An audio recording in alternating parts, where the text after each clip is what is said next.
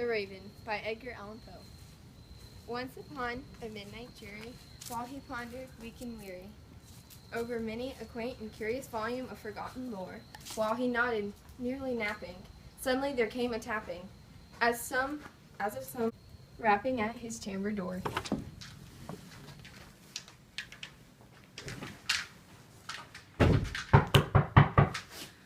"'Tis some visitor tapping at my chamber door, only this and nothing more." Ah, distinctly he remembers, it was in the bleak December, and each separate dying ember wrought its ghost upon the floor. Eagerly he wished the morrow, vainly he had sought to borrow from his book surcease of sorrow, sorrow for the lost Lenore, for the rare and radiant maiden whom the angels name Lenore, nameless here forevermore. In the silken, sad, uncertain rustling of each curtain filled him with fantastic terrors never felt before, so that now, to still the beating of his heart, he stood repeating, "'Tis some visitor entreating entrance at my chamber door, some late visitor entreating entrance at my chamber door.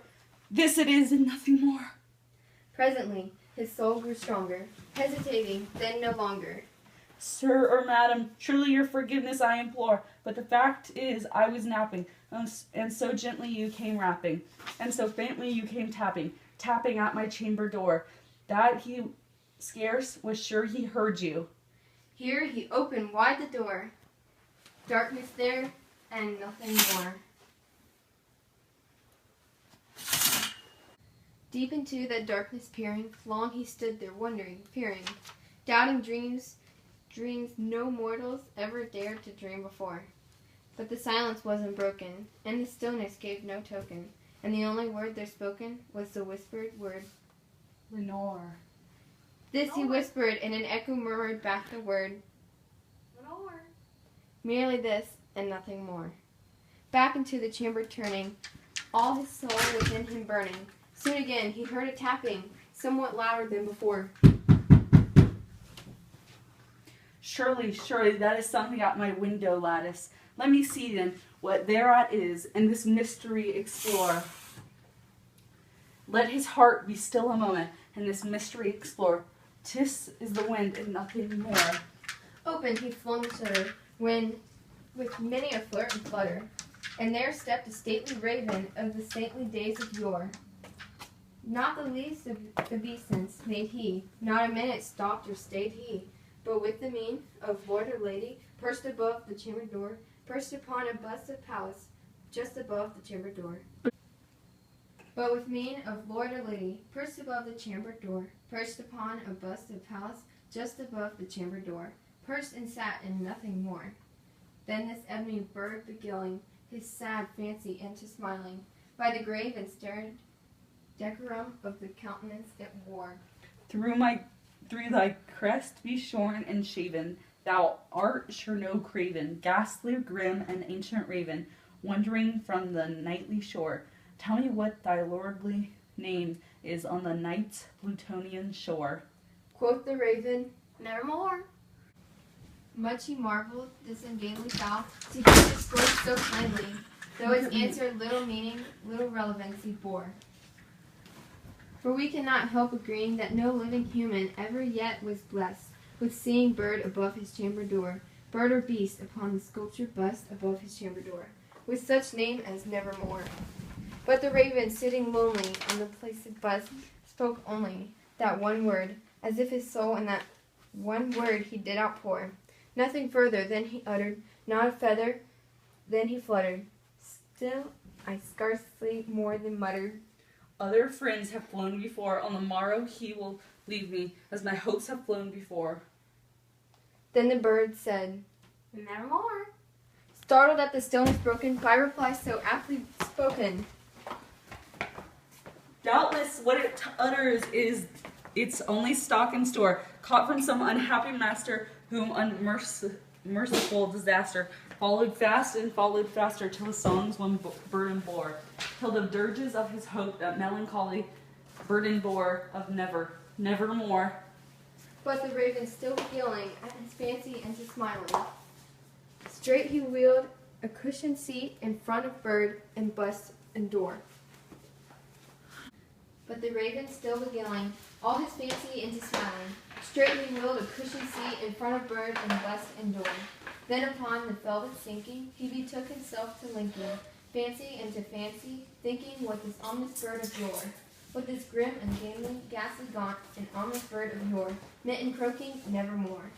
This he sat engaged in guessing, but no syllable expressing, to the fowl whose fiery eyes now burn into my bosom's core. Salem! Then methought the air grew denser, perfumed from an unseen censer, swung by seraphim whose footfalls tinkled on the tough floor. Wretch, thy God hath lent thee, by these angels he hath sent thee. Respite, and nepenthe from thy memories of Lenore. Quaff this kind nepenthe, and forget this lost Lenore. Quoth the raven, nevermore.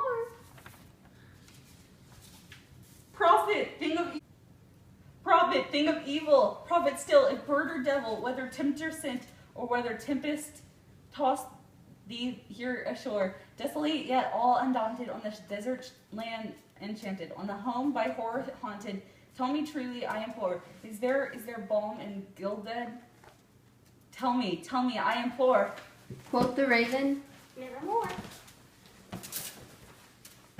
Be that word our sign of parting, bird or bind, get thee back into the tempest and the night's Plutonian shore. Leave no black plume as a token of that lie that thy soul hath spoken.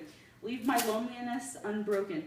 Quit the bust above my door. Take thy beak from out my heart, and take thy form from off my door. Quoth the raven, nevermore. And the raven, never flitting, still a sitting, on the pallid bust of Pallas, just above his chamber door. And his eyes have all the seeming of a demon's that is dreaming, and the lamplight over him streaming throws his shadow on the floor. And his soul from out that shadow that lies floating on the floor shall be lifted nevermore. Starring Lily Lamond. Woo! As the narrator. Katelynn Anderson as the old man. And Salem Hailu as the raven. Great job, guys. No, Grace. And camera. And Grace. Okay. We'll cut that. Distinctly he remembers, it was in the bleak December, and each separate dying ember wrought its ghost upon the floor.